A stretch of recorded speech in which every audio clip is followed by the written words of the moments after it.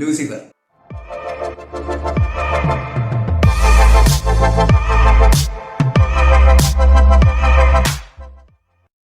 അങ്ങനെ കാത്തിരിപ്പിനൊടുവിൽ Lucifer season 5 പുറത്തു വന്നിരിക്കുകയാണ്. ആദ്യത്തെ 8 എപ്പിസോഡുകളാണ് കേട്ടോ ഈ സീസൺ 5 പുറത്തു വന്നിട്ടുള്ളൂ. ബാക്കി ഭാവിയിൽ വരുമെന്നാണ് പറയുന്നത്. പക്ഷെ ഈ 8 എപ്പിസോഡ് എന്ന് പറയുന്നത് ഇറ്റ് വാസ് വർത്ത് വാച്ചിങ്. നമ്മൾ ഇത്രയും കാലം കണ്ടുവന്നിട്ടുള്ള ഒരു ലൂസിഫറിനോട് എന്തുകൊണ്ടും നീതി പാലിക്കുന്ന തരത്തിലുള്ള ഒരു എപ്പിസോഡുകൾ തന്നെയാണ്. നമുക്കറിയാം, നമ്മൾ ട്രെയിലറിൽ കണ്ടു ലൂസിഫറിന്റെ രൂപത്തിൽ തന്നെയുള്ള ലൂസിഫറിന്റെ ട്വിൻ ബ്രദർ മൈക്കിൾ, ആർച്ചേഞ്ചൽ മൈക്കിൾ, പുള്ളിക്കാരനും ഇതിനകത്ത് വരുന്നുണ്ട് എന്നുള്ളത്. ആ ഒരു ട്വിൻ ബ്രദർ എന്നുള്ള കൺസെപ്റ്റിനെ ഒരു രീതിയിലും എന്താ പറയുക എക്സ്പ്ലോയിറ്റ് ചെയ്തിട്ടില്ല.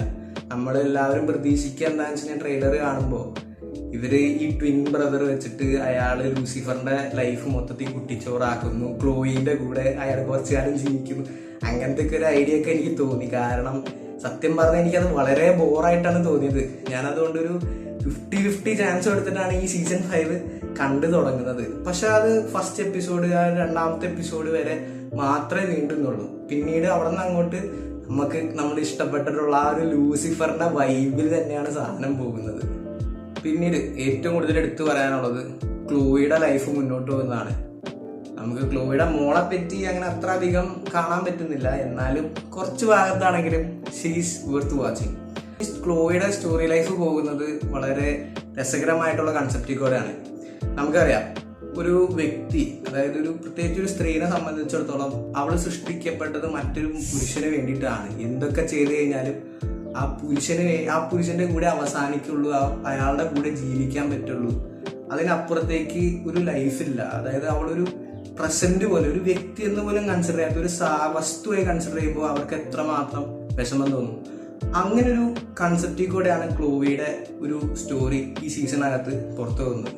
അങ്ങനെ ഏറ്റവും ഒടുവിൽ എല്ലാത്തിനും ശേഷം, ഇതുപോലുള്ള എല്ലാ പ്രശ്നങ്ങളും അവസാനിച്ചതിന് ശേഷം ക്ലോയും ലൂസിഫറും നമ്മൾ ഇത്രയും കാലം കാത്തിരുന്ന പോലെ ഒന്നിക്കുകയാണ്. ഇതിനു മുമ്പുള്ള ഒരു സീസണിൽ ലൂസിഫറും ഇതേ പ്രശ്നം തന്നെ ഡീൽ ചെയ്യുന്നത് നമുക്ക് കാണാൻ സാധിച്ചു. പക്ഷെ ലൂസിഫർ അത് പെട്ടെന്ന് ഓവർകം ചെയ്തെങ്കിലും ക്ലോയ്ക്ക് അത് അത്രയും പെട്ടെന്ന് ഓവർകം ചെയ്യാൻ സാധിക്കുന്നില്ല.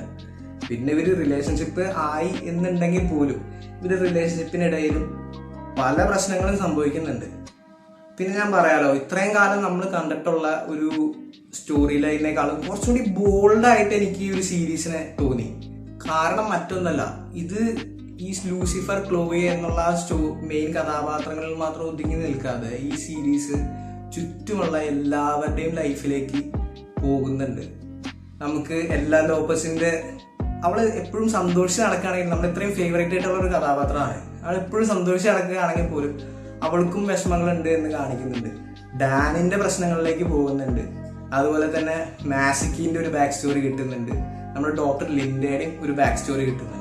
ഇതിന്റെ അകത്ത് അവർ ഡീൽ ചെയ്യുന്ന ഒരു കേസുകളാണെങ്കിലും കൂടി അതുവരെ കുറച്ചുകൂടി ബോൾഡായി തുടങ്ങിയെന്ന് തോന്നുന്നുണ്ട്. കാരണം നമ്മൾ ഇത്രയും കാലം കണ്ടുവന്ന ഒരു മേർഡർ ക്ലീഷേ എന്നുള്ളതിൽ മാത്രം ഒതുങ്ങി നിൽക്കാതെ കുറച്ച് സൈക്കോ കില്ലേഴ്സിനും ആ സൈക്കോ കില്ലേഴ്സിനെ പറ്റിയും അവർ കാണിക്കാൻ തുടങ്ങിയിട്ടുണ്ട്.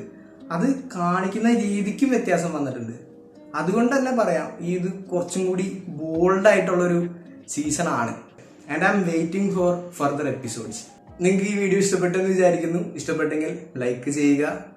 ഇനിയും ഇതുപോലുള്ള വീഡിയോകൾ കാണാൻ താല്പര്യമുണ്ടെങ്കിൽ സബ്സ്ക്രൈബ് ചെയ്യുക, ബെൽ ബട്ടൺ അമർത്തുക. മറ്റൊരു വീഡിയോയിൽ കാണുന്നവരെ എല്ലാവർക്കും അഡിയോസ്. is not in